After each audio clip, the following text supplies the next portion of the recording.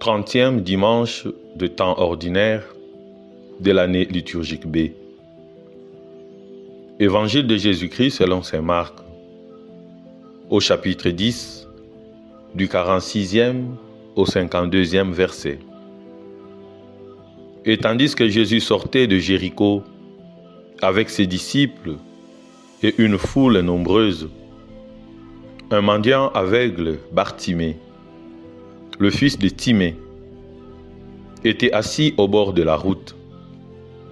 Apprenant que c'était Jésus de Nazareth, il se mit à crier : « Jésus, fils de David, aie pitié de moi !» Beaucoup de gens l'interpellaient vivement pour le faire taire. Mais il criait de belle voix : « Fils de David, aie pitié de moi !» Jésus s'arrête et dit : « Appelez-le. » On appelle donc l'aveugle et on lui dit : « Confiance, lève-toi, il t'appelle. » L'aveugle jeta son manteau, bondit et courut vers Jésus. Jésus lui dit : « Que veux-tu que je fasse pour toi ? Rabouni, que je vois. » Et Jésus lui dit : « Va, ta foi t'a sauvé. » Aussitôt, l'homme s'est mis à voir, et il suivait Jésus sur la route. Acclamons la parole de Dieu. Louange à toi, Seigneur Jésus. Lorsqu'une foule se déplace en désordre, toute l'attention est centrée sur un personnage. Plus rien ne compte.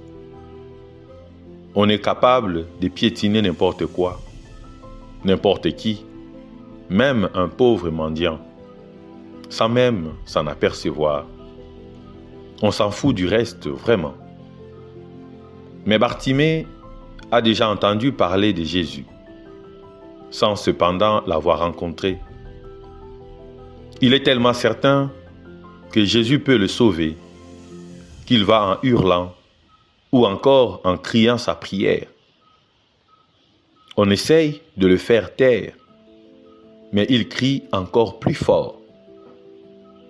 Lorsqu'on croit vraiment en Jésus, rien ne peut étouffer la prière qui jaillit du fond du cœur.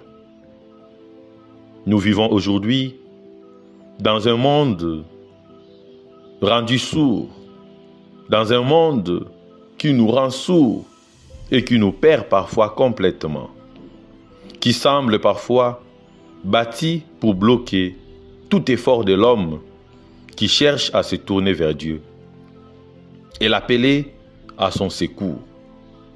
Un monde si différent de celui où vivent les gens simples et pauvres de la brousse. Pour eux, il suffit d'élever les yeux vers le ciel. Mais lorsqu'on se rapproche des grandes villes, il faut hurler sa prière comme Bartimée. Très fréquemment, nous nous plaignons et nous disons : je ne sais pas prier. Prenons exemple de l'aveugle de l'Évangile. Il insiste en appelant Jésus. Et avec pas plus de 3 mots, lui dit tout ce dont il a besoin. Est-ce que nous manquons la foi ? Alors disons-lui : Seigneur, augmente ma foi. Avons-nous des amis ou de la famille qui a abandonné la pratique de la religion ? Prions alors ainsi : Seigneur, Jésus fait qu'il voie. Est-ce que la foi est si importante ? Si nous la comparons à la vision physique, que dirions-nous ?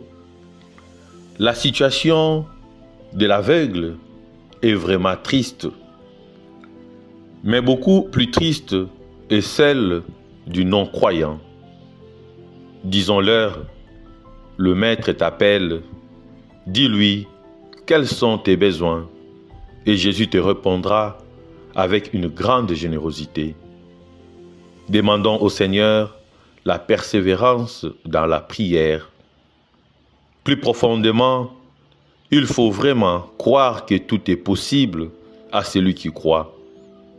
La prière prend des formes et des accents différents selon les circonstances, mais le plus important, c'est de savoir que Jésus passe partout près de nous et qu'il nous redit à chacun de nos appels: que veux-tu que je fasse pour toi? La réponse est toujours la même: ta foi t'a sauvé. Ayons toujours cette certitude de la proximité de Jésus et de la puissance de son amour qui répond à notre foi et qui nous délivre de tout mal. Amen.